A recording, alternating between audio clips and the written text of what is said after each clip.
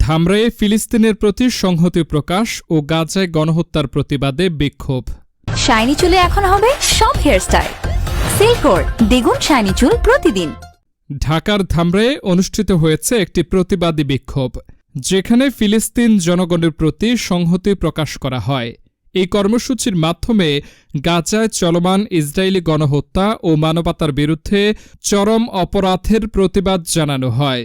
বিক্ষোভে অংশগ্রহণ করেন নবযুগ কলেজের ছাত্র সমাজ। তারা এক কণ্ঠে দাবি জানান, গাজায় নিরীহ জনগণের ওপর এই নির্মম হত্যাযজ্ঞ অবিলম্বে বন্ধ করতে হবে। বক্তারা বলেন, আমরা একটি মানবিক ও ন্যায়ভিত্তিক বিশ্ব চাই। একটি সুন্দর, শান্তিপূর্ণ রাষ্ট্র গঠনে আন্তর্জাতিক সম্প্রদায়কে এগিয়ে আসতে হবে। এই বিক্ষোভের মাধ্যমে অংশগ্রহণকারীরা বিশ্ববাসীর কাছে আহ্বান জানান যেন তারা ফিলিস্তিনিদের পাশে দাঁড়ায় এবং এই নির্যাতনের বিরুদ্ধে সোচ্চার হয়।